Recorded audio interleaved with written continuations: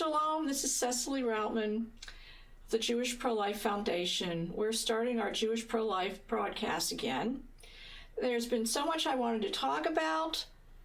However, we had such a busy spring and summer that I just was unable to broadcast like I really wanted to. We had a health crisis here, and then we were asked to file these amicus briefs for the Dobbs case at SCOTUS, and then one in Pennsylvania to the Supreme Court here in the Commonwealth. And just a lot of changes going on. So I was unable to do these broadcasts, but I've been really compelled these days to start again because no one really is talking a lot about these issues from a Jewish point of view. Thank God for Rabbi Menken at the Coalition for Jewish Values. He is speaking up on social media and writing a lot of good articles about the pro-life issue. Thank you, Rabbi Menken, and rabbis associated with him.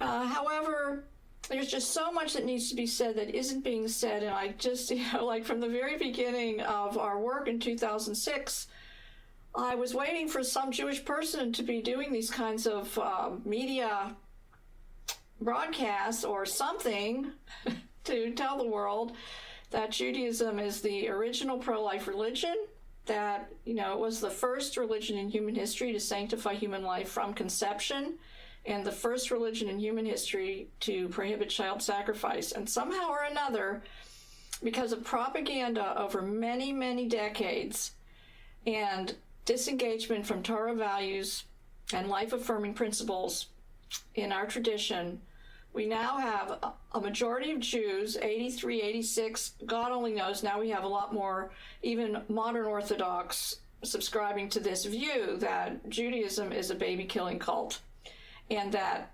abortion is a religious right and a Jewish value. Thank you, National Council of Jewish Women and Rabbis for Repro, for motivating me to stand up here on camera, which this summer I do not like to be, and affirm the truth that Judaism is the original pro-life religion. So we started in 2006 because we were concerned about the high rates of abortion in the Jewish community and the fact that so many Jewish abortion advocates were transmitting this message that abortion is something that Jews subscribe to. So this is very dangerous. If there's any anti-Semite out there and he gets this impression that Jews are killing children, it's only going to make matters worse. And I really do care about Jewish people. I myself was raised in a conservative Jewish synagogue. I'm in my 60s now, so that was a long time ago when the synagogue, was very traditional. I mean, we drove to temple, but besides that, people observed Sabbath. We kept kosher. My father was very observant. Every morning he was at his desk praying. I still have his Bible, God rest his soul. And we were a very busy family, like many suburban Jewish people. We had a family business. It was very busy. My parents were living the American dream. We were busy in school, music, sports, whatever.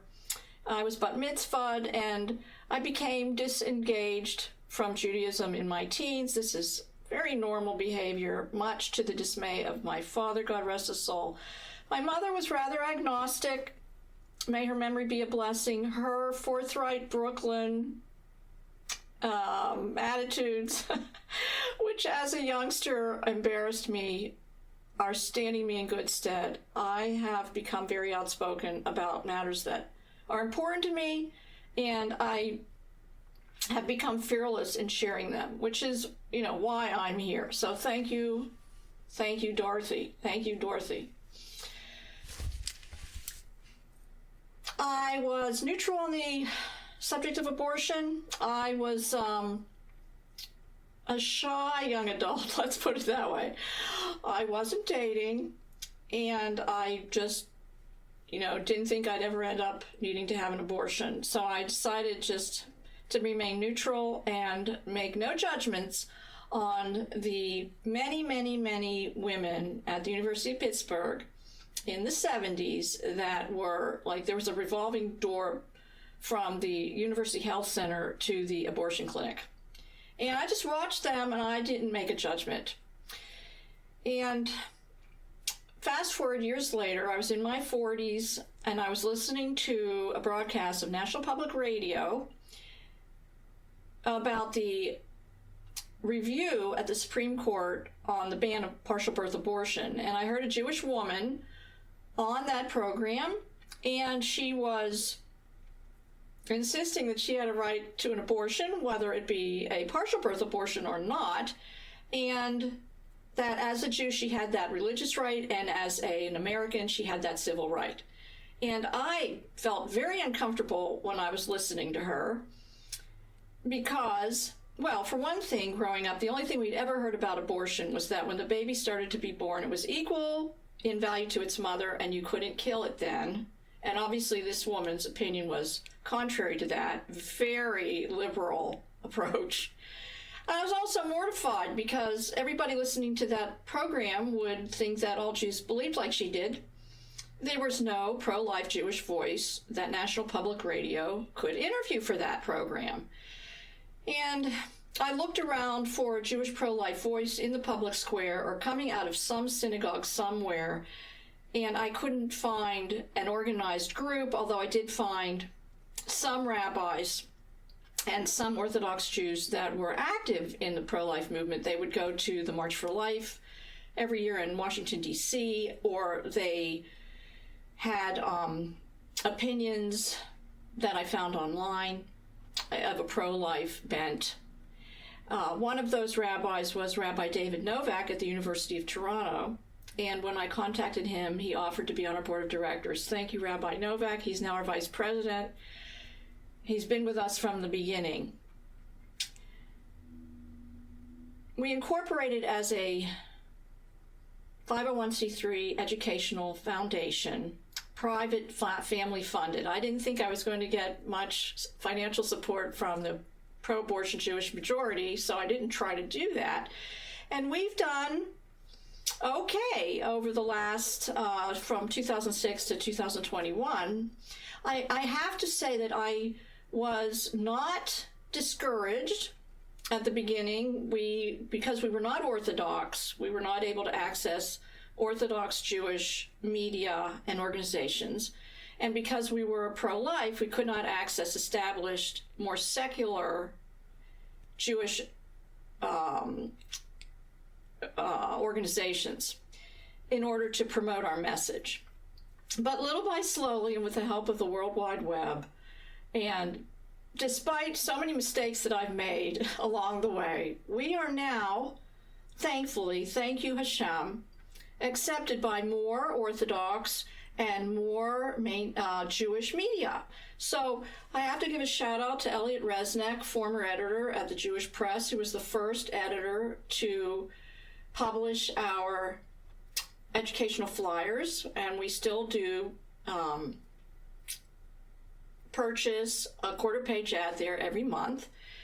And it's expanded now. So now the Jewish Voice and the 5 Towns Jewish Times and the Jewish Link New Jersey and the Florida Heritage Jewish News all carry our monthly flyers. Thank you so much, editors and publishers of those media outlets. And we have a nice relationship with Kosher Media. They send an email blast out for us once a month. That's what our budget allows for now. And as I mentioned, we were approached last summer, early summer, to write these amicus briefs, one for the Dobbs case at SCOTUS, and then later one for a case in the Commonwealth of Pennsylvania that's gone to the Supreme Court here, where abortion industry plaintiffs are suing the state to allow Medicaid-funded abortions, which has not been allowed here for many, many, many years. So we are more in the public square. It's so interesting. We have been approached by journalists for interviews and our perspective on abortion issues in the past several years. So that mission is being accomplished. Thank you, God. It was very interesting this past month or so ago. A young journalist from the National Public Radio contacted us for our opinion on abortion cases at Dobbs. And somebody got a hold of him, and he corrected himself and said that he didn't need our perspective. And I understand that, but that's just, the way life is in America. So one of the reasons that I really wanted to share with you today is there's a case now, a situation in America about the chemical abortion pill RU486. Now, I have shared before in our blog and in our newsletters about RU486 and how it's actually a derivative of Zyklon B gas that was used in death camps to murder Jews. Millions of Jews. The Nazis, the soldiers were only following orders, but you can only shoot so many Jews and throw them in pits, right? They did not want to have all that death on their conscience, so they just developed this other method. Well, fast forward many years later, the chemical abortion pill 486 is a derivative of that.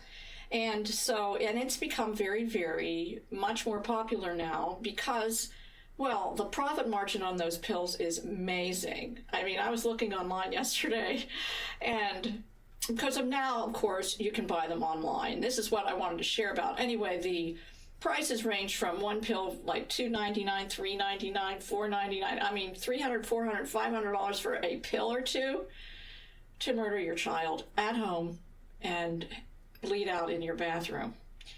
It is so evil and dangerous for women, but it is being promoted as safe and effective and preferable to going into an abortion clinic and having a surgical abortion. So there's lots I want to say about this. From when the abortion pill was first FDA approved in this country, there were safety factors around it. You had to see a doctor, you had to have an ultrasound to verify that you were pregnant, the gestation age of the baby, and whether or not it was an ectopic pregnancy. And just to,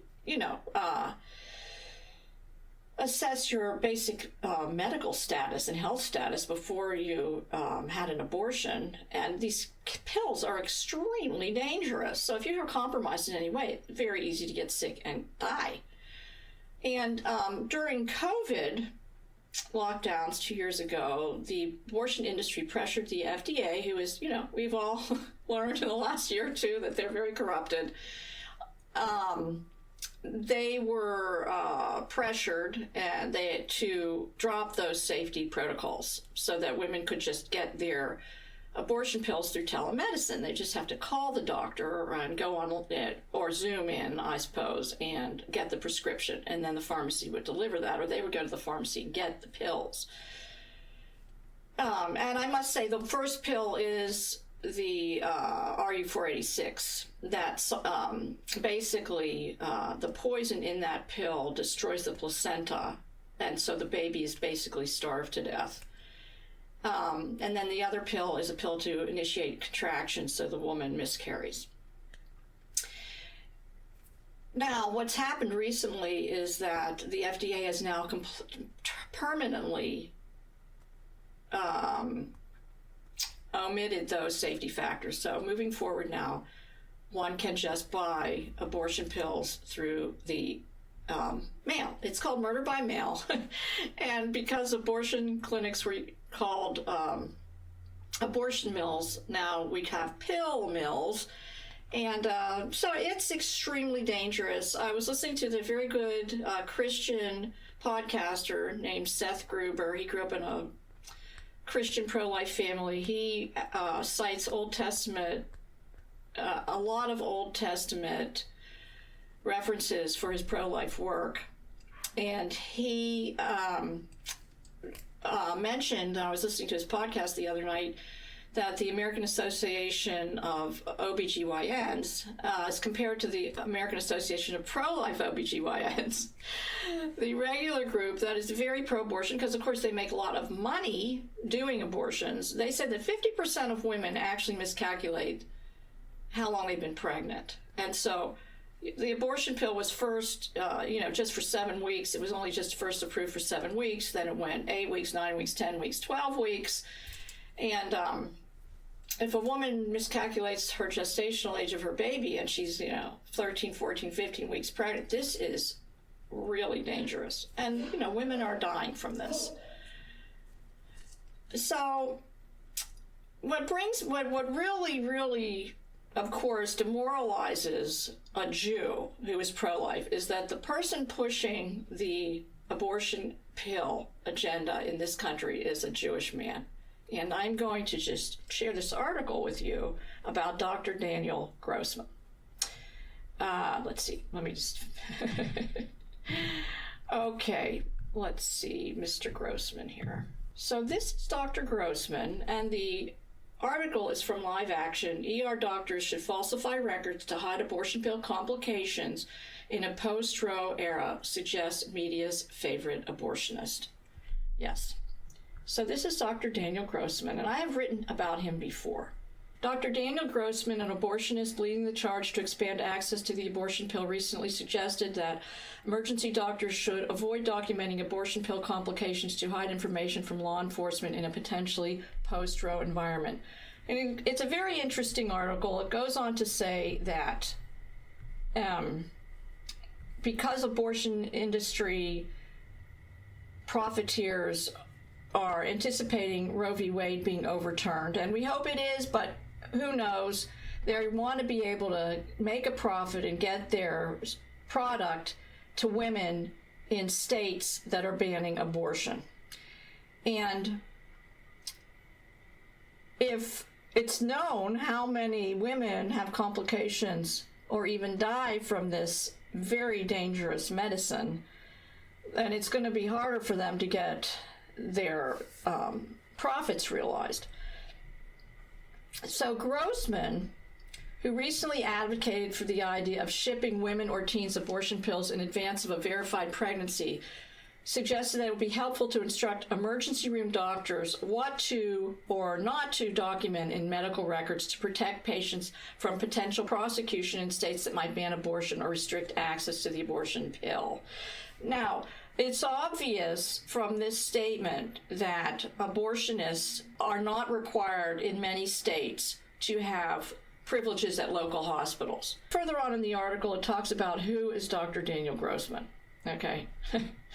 Dr. Daniel Grossman, he's a former NARAL board member and current National Abortion Federation board member. He's a faculty member in the Department of Obstetrics, Gynecology, and Reproductive Sciences at the University of California, San Francisco, which openly trains abortionists. He also currently serves on California Governor Gavin Newsom's Future of Abortion Council. He's also a senior advisor at IBIS Reproductive Health, which was directly funded by the abortion pills manufacturer. He's on the editorial board of the journal Contraception. And he's got many other potential conflicts of interest. In other words, he's benefiting financially from his advocacy of the abortion pill. So we are going to pray for Dr. Grossman. So as bad as Dr. Grossman is behaving here in America, there's a situation in Israel that is similar, and we're going to talk about that next time. I don't want to run too late here, but let me just share a little bit about what's going on at the Jewish Pro-Life Foundation. We're heading into the secular year of 2022. Very excited about some of our plans. We're going to continue putting out a newsletter, so please go to our website, jewishprolifefoundation.org, and on the homepage you can sign up for our newsletter. We send them out about every week to 10 days. And we are continuing to create our flyers for placement in Jewish media outlets here in America. And we are working to expand our efforts into Israel. And again, we'll talk a little bit more about that, but because there's a void for pro-life education in Israel. We want to try to fill that. And so we're going to be pursuing that course of action. We have in mind to access Hillel, where our young Jewish adults are very vulnerable to abortion messaging. And so we're going to try to access that by, if Hillel will have us sponsor some of their activities so that we can get our materials to them, to the Hillel membership. And we are wanting to increase, start to travel again, go to some events, pro-Israel events and pro-life events. And we also are hoping to continue expanding our outreach. So we do have a monthly mishpacha now. You're invited to participate in that. The link is in our newsletter. So if you'd like to do that, we'd love to have you. We meet the first Sunday of every month at 11 a.m. for a couple hours just to get together and talk.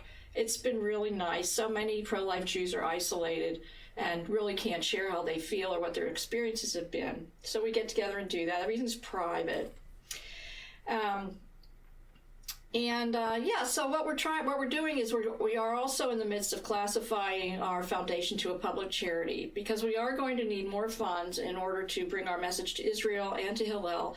Everything is so expensive. So we're going to be doing that, and we're going to run some fundraisers specifically to those causes, so that if you're able and willing, you could help promote life-affirming choices from pregnancy in the Jewish communities here and in Israel. And that's really important.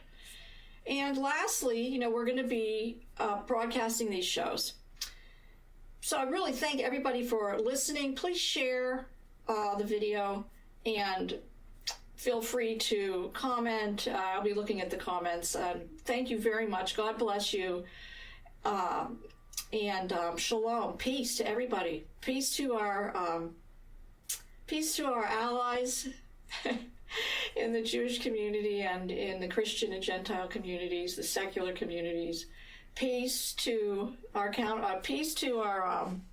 pro-abortion Jewish advocates who are being used to, promote the continuing genocide and Holocaust of the Jews. I don't know it, but, hopefully our message will reach them in their heart and mind, and they will be redeemed.